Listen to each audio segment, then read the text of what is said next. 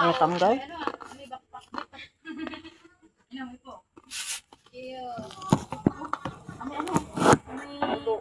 May banana, may radish. May Kaka, chicken mohika. mohika. Mohika.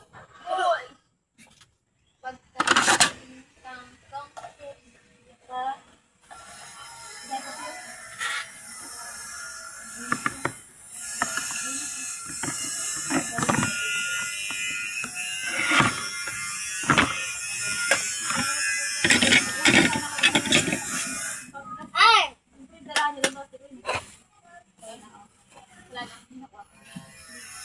Ay, baka pagkukuha ng beef. Ilalitan ba ka na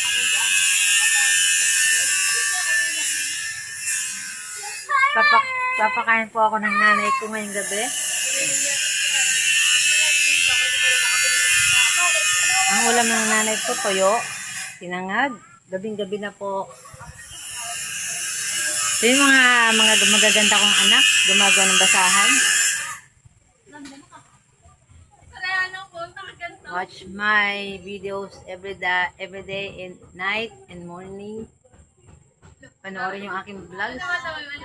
Sana po, tulungan ninyo kami kasi binabagyo po kami.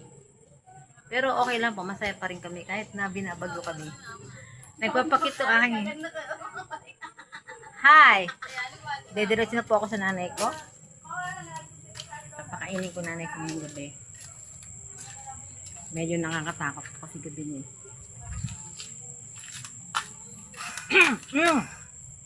At ulam ako na ito.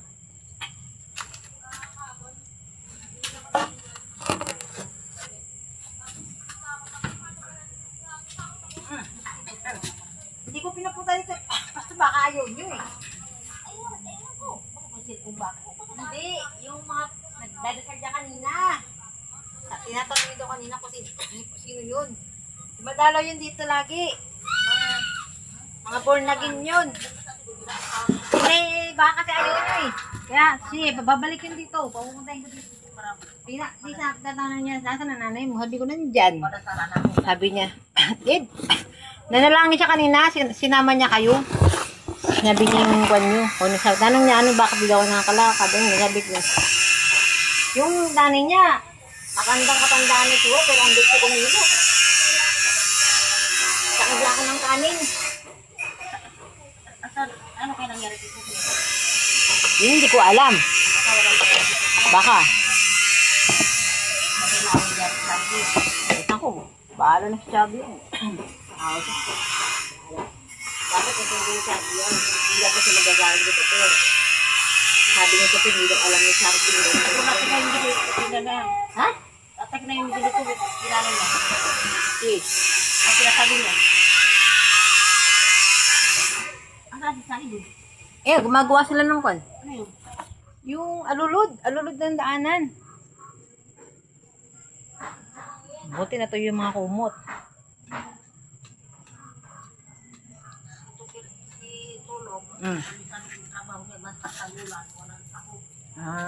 Kaya saan niya kapunta rito. Buti na to yung mga kumot.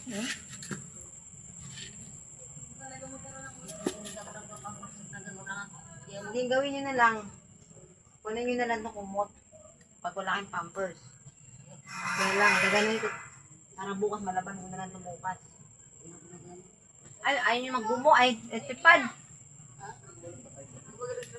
Ganyan na patas lang naman kasi ko ni. Yung lamok.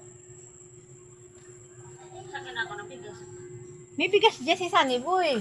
Ang problema lang natin yung ulam.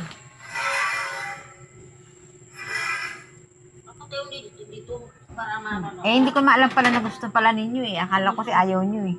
Pero nanalangin siya kanina, kasama kayo sa panalangin niya. Sabi niya, sana po yung nanay ni Bayram, ganyan. Kung ano nararamdaman po niya, sana po, ganyan. Maganda yung panalangin niya sa inyo. Saan nakatira yan? Diyan na, sa likod ng eskwelahan. Dito? Matanda na? Naku na, ang puti yan ng buhok nila, pero ang lilik nilang kumilos. Sabi ko, nanay ko may timbang buhok, pero nanay ko hindi na nakalakad. Sabi niya, baka naman na pasma, o sobrang sipag ng nanay mo noon. Nabuso niyo yung katawan niya, ganyan. Pero sila, ang puti ng buhok nila. Ang liksi nila kumilos, nakakaingit. Anak yung isa, akala nyo lang magkakapatid. Kasi mga itsura nila, may lahi sila mapuputing buhok. Dapat pumunta dito. Sa susunod pagkasan, sabihin ko, punta dito. Dalawa silang mag-asawa. Ay, anak pala niya yung isa. Kasi mukha silang mag-asawa, pero anak niya yun, babae, anak niya yun. Ano ba po, bunagin o ano? Burnagin. Si Sandra Burnagin yun eh. Alam niyo, Muslim ako. Yan o. Pag nagpunta dito yun, pipicturean kayo nun. Pinupost niyo yun. Naglagay kaya kami profile dito. Profile. Maganda talaga sa Burnagin eh. Maganda talaga yun. Baka mababait ng lahat.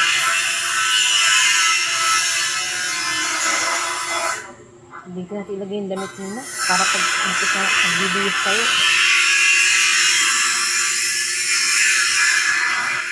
What? Ano ito, pero magdala ka rito ng diaper, saka ng saging na saba. Saka wala akong pera ngayon pambili ulam. Bili ka na ng ulam dyan. Punta ka dito. Ay, naku, sige, baka naghanap na naman siguro ng pera yun. Sabi, wala nang uwan dito. Naglaban na lang ako kasi mabaho na yung kumot. Eh, bala ko siya maglaba eh. Kaya lang busy pa rin siya eh. Nakita ko kanina. Bago alis yun, mananalangin mo na yun.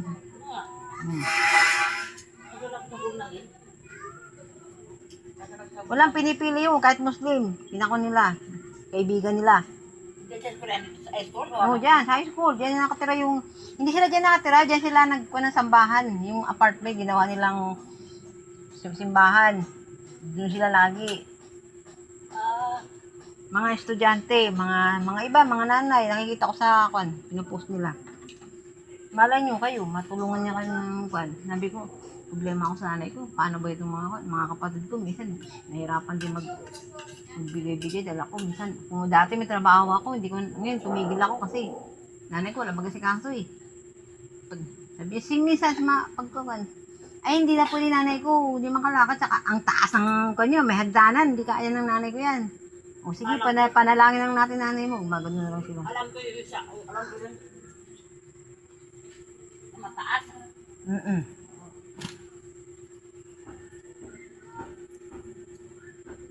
Si Rory, yung anak ni Akoy. Basta pag nakita nyo yun, matutuwa kayo.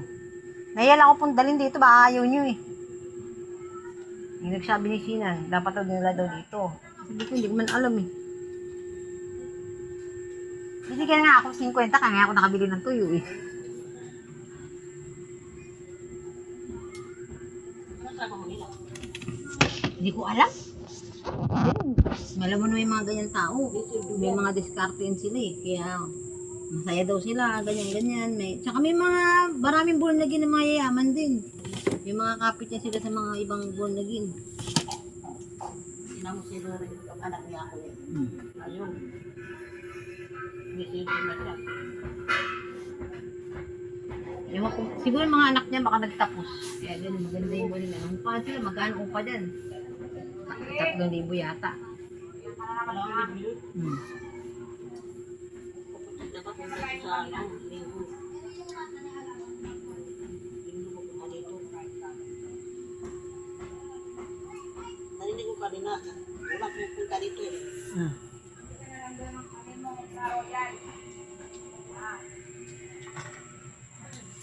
Dilim? Tingnan ko nga kung mabidyoan ko si Ilon. Nakakabwisit. Ayoko tumawag kay Ilon. Kasi yung asawa niya lagi nakadikit dyan. Nasa eskwela sa ano,